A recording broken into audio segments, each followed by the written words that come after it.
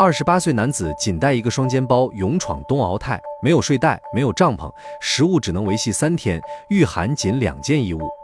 第一天天氣好，他順利登頂秦嶺之巔拔仙台。可是第二天，當他穿越跑馬梁時，天氣突變，8級大風捲着暴雪，砸在臉上刀割般生疼，白毛風肆虐，能見度不足5米。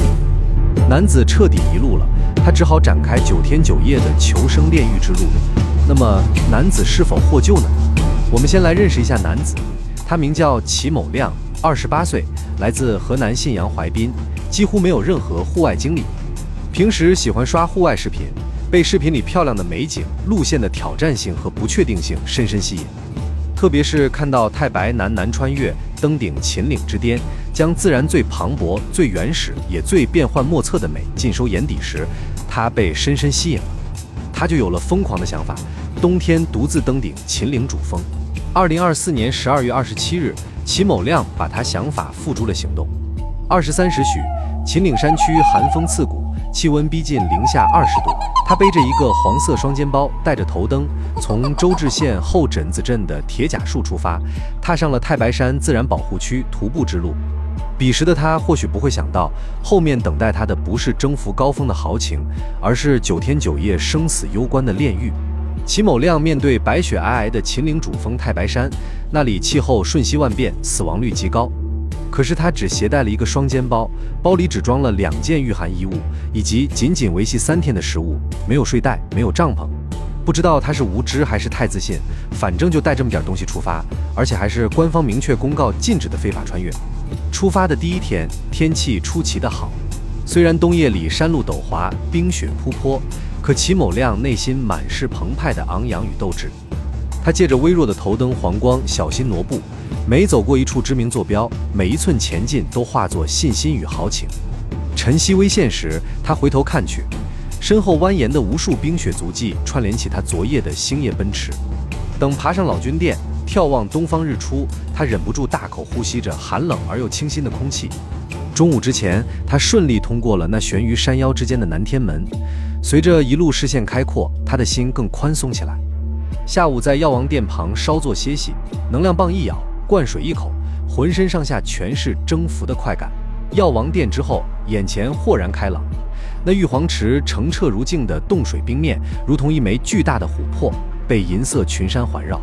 他興致昂揚地在冰面旁停留拍照，甚至用力踩了幾腳冰層試探厚度，滿臉誇張的少年氣。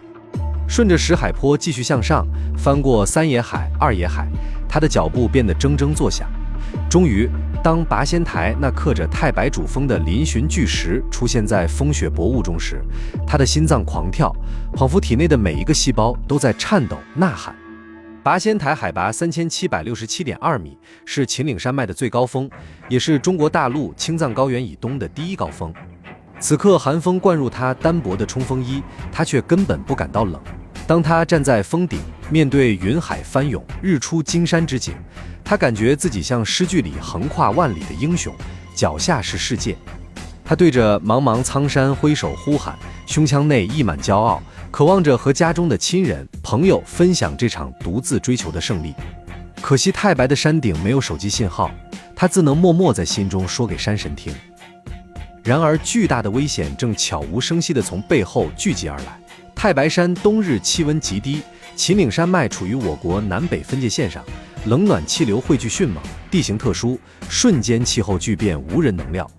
冬季雪夜之地，一場突然改道的強冷空氣便能將整個山脊猛吹成死亡的冰窖。在那時，齊某亮單純的執着逐漸演變為一種無知無覺的冒險。第二日，夢境與悲劇交換了帷幕。那日，齊某亮下山途中踏上了久負盛名、壯美爆裂的跑馬梁。40里的開闊山脊，本是太白南穿越線路上最無遮擋也最極端的路段。起先只有幾縷纖薄霧氣，像是給亂石山坳蒙上輕紗。他沒怎麼在意，繼續快步朝前奔走，以為過一會兒霧氣會自然散開。但瞬息之間，秦嶺的冬天露出了獠牙。大霧從山谷深處翻滾着漲起來，像白色潮水般填坑漫坡。顷刻間，寒風咆哮，白毛風裹挾着細雪席捲而來，裹挾着碎冰渣子直往他眼睛和衣縫裡灌。能見度急劇降低，從數十米縮成了不足5米。他眼前快速失去了跑馬梁的地形參照，熟悉的石塊輪廓全部引入一片混沌之中。與此同時，氣溫驟降，跑馬梁上原本殘存的地熱瞬間被風吹散，雪片斜落，鋼砂般打着他的面龐。伸手不見五指的迷霧裡，他的呼吸變得急促，心臟像被一雙手死死攥緊。當風捲得他邁不開步子，他明白迷路了。冬季的太白山氣候凶險，夜間溫度可降至零下20-30度，加之海拔極高，風力猛烈，即便旁邊只有幾步之遙的正確路徑，在大霧和積雪的覆蓋下也難以識別。這個瞬間，他不再是那個雄心勃勃的登山者，而被一個個從天而降的巨大恐懼無情地吞噬。這場從第2天開始綿延了9天9夜的求生之路，真正的將他從一個普通青年推向了一名別無選擇的求生戰士。最初的2天迷霧中，他瘋了一般的不停亂竄找路，沿着山脊和石海狂奔，試圖通過直覺找回跑馬梁上曾經看到的大方向。但太白山動輒海拔3000米以上的地段，亂石難行，極度寒冷，體力如沙漏泄空。為省電，他狠心關掉了手機，只有在深夜極度恐懼和黑暗中，才哆嗦着開機看一眼存留的地圖截屏。為了活命，他朝山下河谷方向走，因為心中殘存一線低海拔處總能有出路的認知。山石不斷劃破他的體力極限，他摔跤爬起，在雪坡上四肢並用下滑，渾身多處摔傷，卻不敢停下。第3天，他的食物就徹底耗盡，這時飢餓開始在他胃部攪動成刀剜火燒般的痙攣感。無路可退的時候，他趴在地上，將臉貼近冰雪面，用手笨拙地捧着積雪送入嘴裡。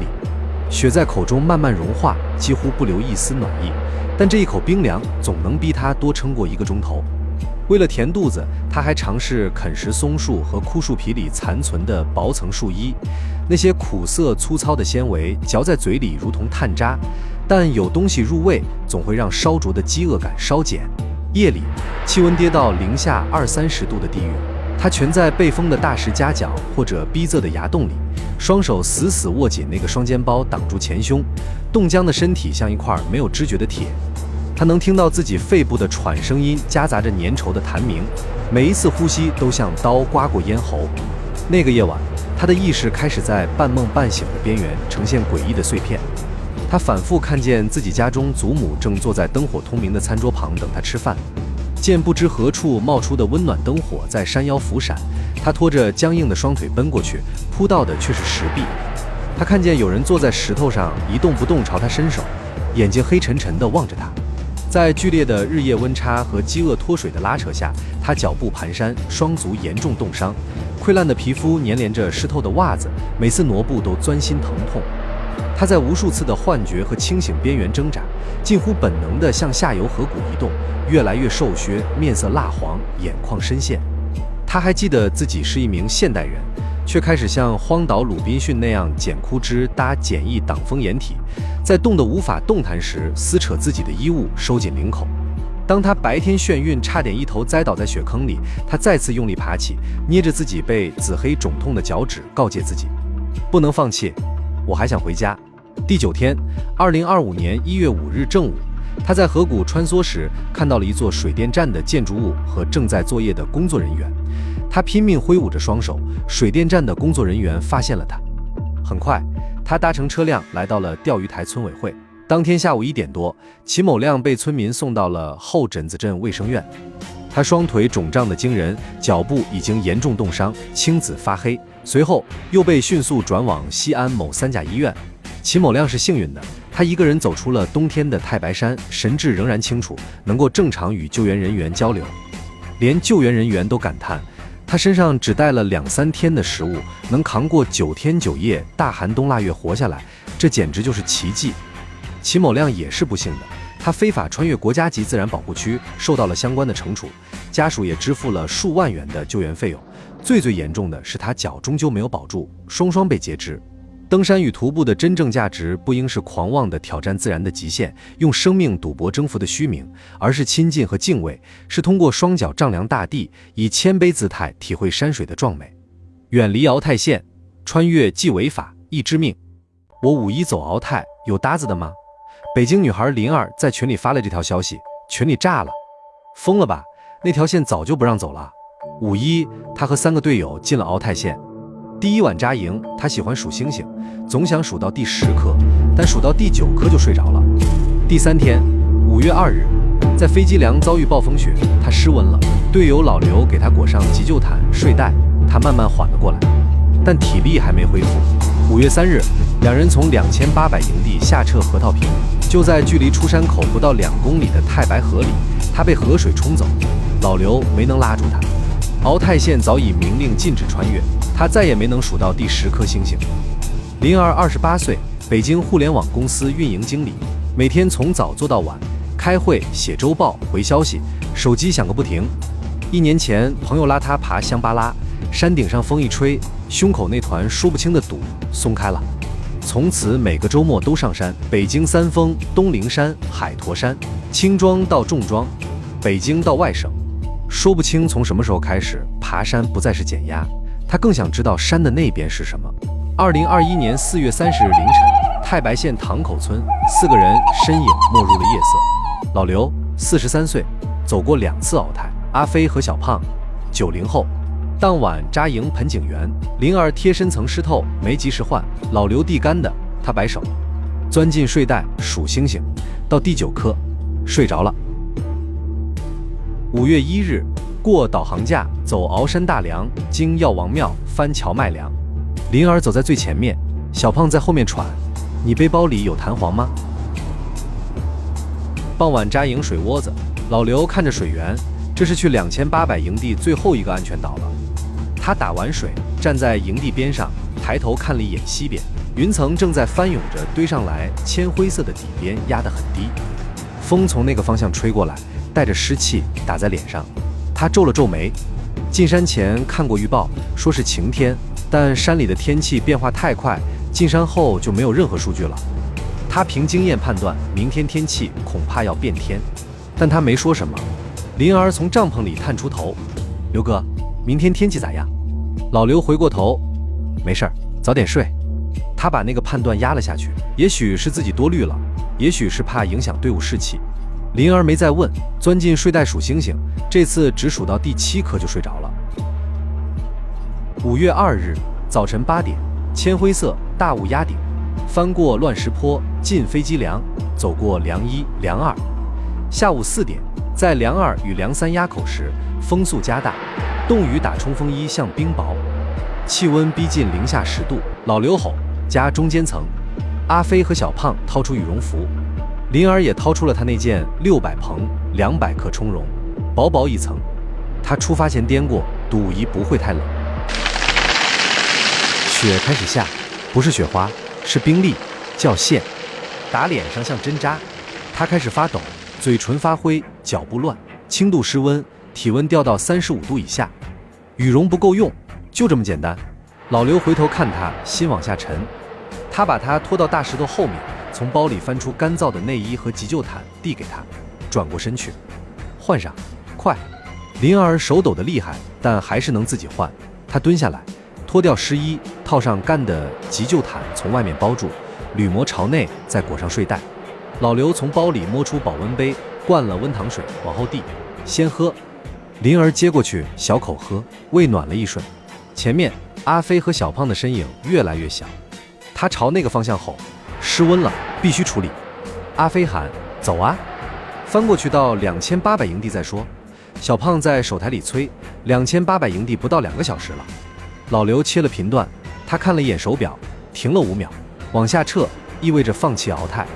他咬了咬牙：“我陪他走到2800營地，從南坡下海棠河谷出河套坪。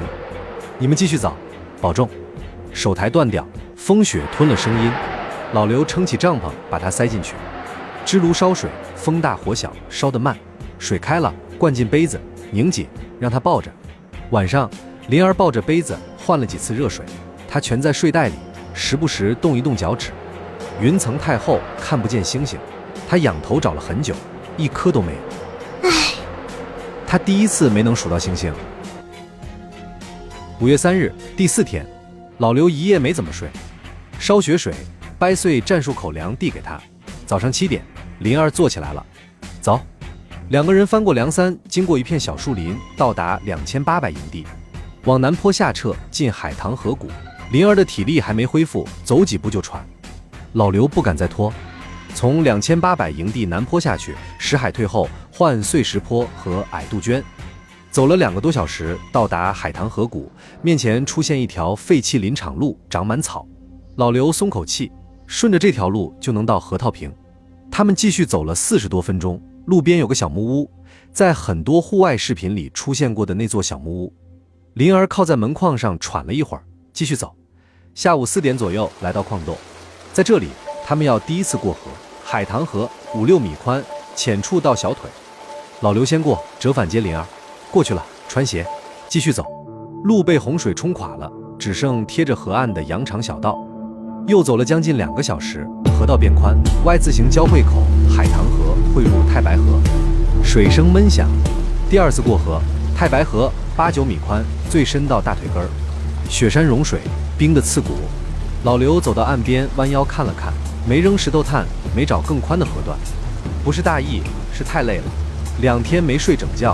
低溫耗盡了體力，大腦進入了隧道效應，壓力下視野變窄，只看得見最短路徑，看不見風險。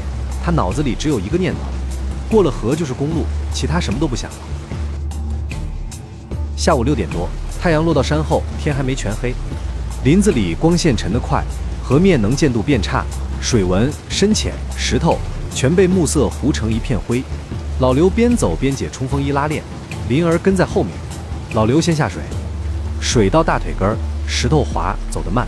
林兒在後面跟着，走到河中央，老刘听见一聲喊，很短。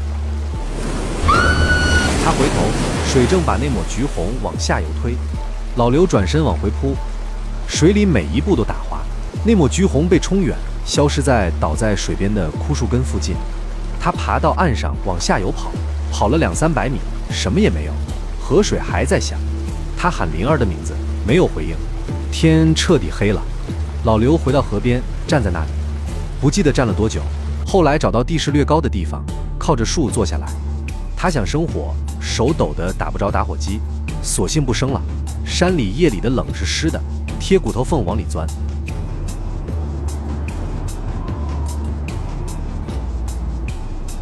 一個人在你面前走進水裡，30秒，什麼都沒了。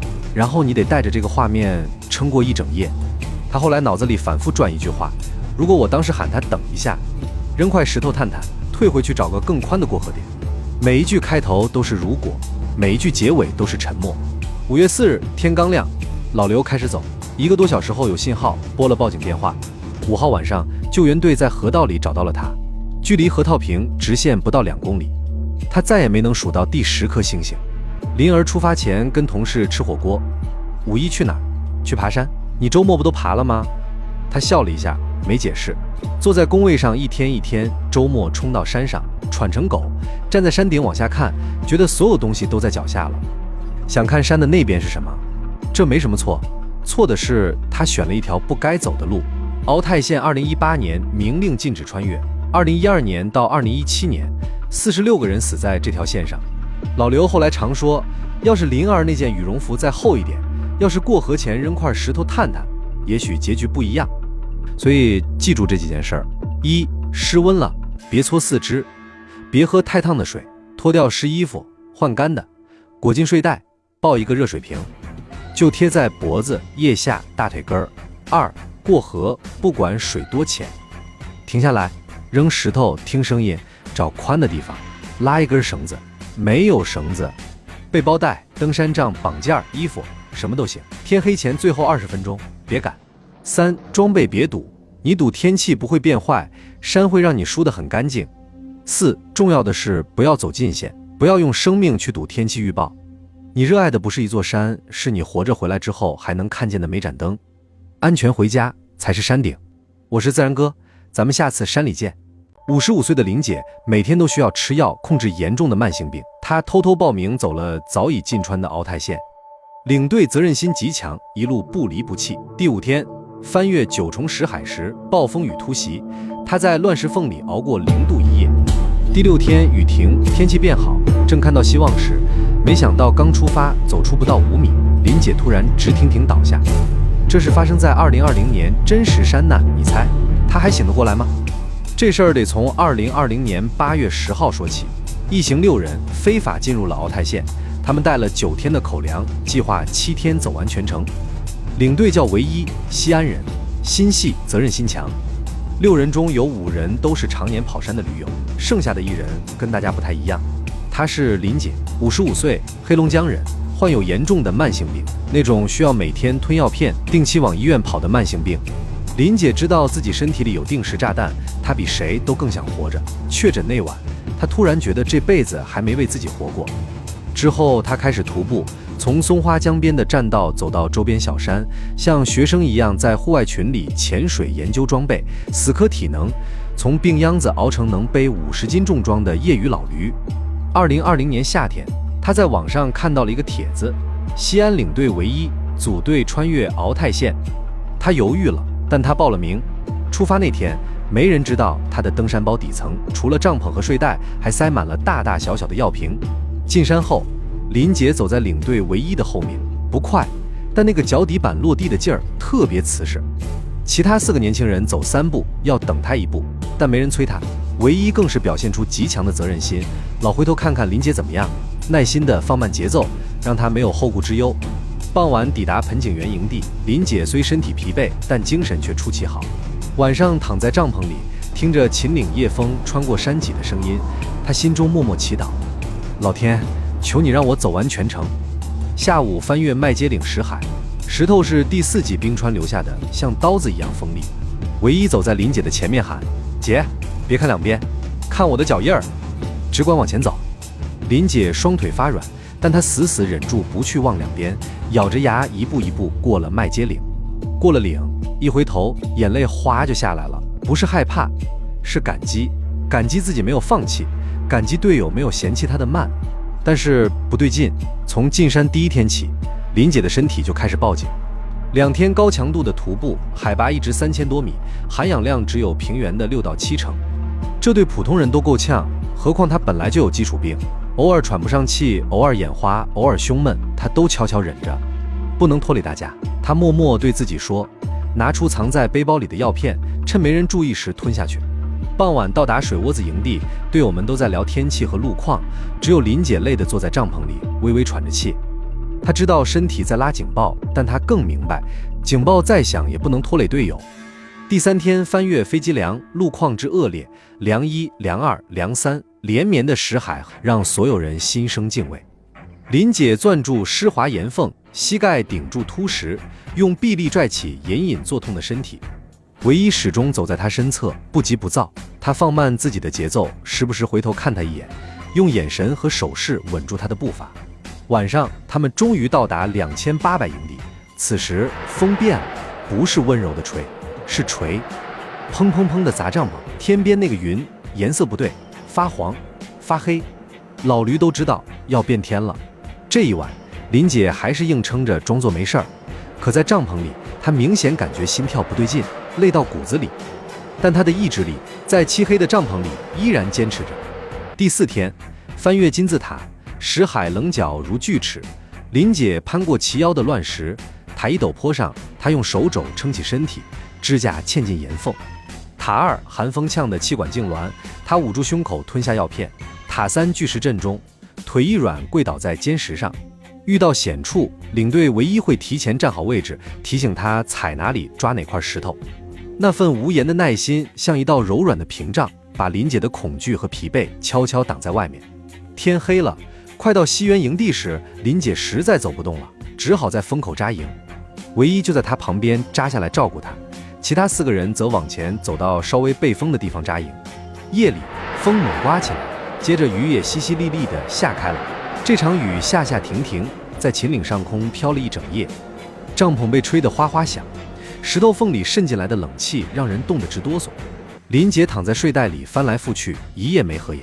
她隱約覺得明天要翻的9重石海將是最後的決戰。8月14號，雨一直下，6個人各自在帳篷裡等。快12點，雨停了。唯一探出頭對林姐說：“姐，收拾東西，咱們幹到東園。”路過前面4個隊員的營地，唯一跟他們聊了聊，決定先帶林姐走。4個同伴二話沒說，表示配合，隊友之間沒有一句怨言。9重石海，敖泰線上最硬的一道關，要爬升400米，全是比你家冰箱還大的亂石頭，石頭縫能夾斷你的腿。爬到一半，雨又回來了，而且這次不是真，是霰彈。豆大的雨點噼里啪啦砸在石頭上，雨越来越大，氣溫掉到了0度以下。冲锋衣不頂用了，那個叫施溫，是敖泰線上最安靜的死神。林姐背着背包走得慢，唯一經驗多，一看这樣下去很危險。她回頭對林姐說：“姐，你慢慢直着往上，千萬別往兩邊去。我先背包衝上去，再下來給你背包。”林姐凍得嘴唇發紫說：“好。”唯一以最快速度衝頂，放下包就下來接林姐。石海裡的石頭又濕又滑，特別難走，這一上一下花了1個多小時。等她滿頭大汗趕回來，林姐已經偏出路線5-6米，在一塊巴掌大的平地上，用冻僵的手指搭起了帳篷。姐，咋不走了？唯一急了。林姐聲音發抖：“唯一，你可来了，嚇死我了。”唯一蹲下看了看，發現林姐換了乾衣服，裹着睡袋，人還清醒，總算放心。雨一直沒停，唯一一直站着雨中，因為林姐的單人帳篷太小，她坐不進去。2人聊了1個多小時，時間一長，唯一扛不住了，他做了個決定：“姐，吃的喝的都有，你別動，我上去紮營，明天雨停了，我下來接你。”那晚風有7、8級，林姐裹在睡袋裡，渾身酸痛到骨頭縫裡，帳篷被狂風砸得砰砰響，冷氣從石縫裡滲上來，凍得她一夜未合眼。他聽着雨點噼里啪啦敲打外帳，心裡清楚，身體早已拉響警報，心跳不對勁，喘氣費勁。他默默想，走到這一步，不能倒在這裡。隊友沒有丟棄他，也沒一句怨言。他既感激又愧疚，自己的慢拖累了隊伍。老天，再給我1天。他在心裡祈禱，咬着牙告訴自己，明天哪怕爬也要爬過去。這一夜，恐懼與倔強在他胸腔裡反覆撕扯。他知道自己的身體越來越不由自己控制，可那團火，那團為自己活一次而點燃的火，怎麼也不肯滅。8月15號，雨在中午停了，唯一帶着薑湯粉去找林姐，燒了熱水灌進保溫杯。姐，吃點饢，喝口熱的，我帶你上去。林姐喝了薑湯，說：“好。”唯一扛起林姐那個沉甸甸的大包，才發現太重了。一個55歲有嚴重基礎病的女人，真不知道她怎麼背到這兒來的。林姐站起來，活動了一下胳膊，深吸一口氣，還沒走出5米，她就直挺挺的像一堵牆似的朝前倒下去，沒有聲音，沒有掙扎。唯一愣了一下，1秒、2秒，她衝上去抱起她，開始做心肺復甦。在亂石灘上，1下、2下、3下，在海拔3500米做心肺復甦，那是把自己的命渡給別人。做到最後，唯一的手臂像2根木頭，肌肉撕裂，眼淚鼻涕糊了一臉。沒用，5分鐘，林姐走了。有人會問，林姐傻不傻？明知道有病，為什麼非要走敖泰線？我想了想，對於一個身患基礎疾病的人來說，與其終日困在病床上，不如試着戰勝自己，用徒步的方式去擁抱大自然。當他望見群山連綿，耳畔拂過鳥語花香，身心想必會得到升華。然而，這種以生命為代價的冒險，實在不可取。祖國還有許許多多的山川可以安然行走，留得青山在，不怕沒柴燒。追夢可以，但不能拿命去賭，違法穿越真不行。敬畏規則，才能走得更遠。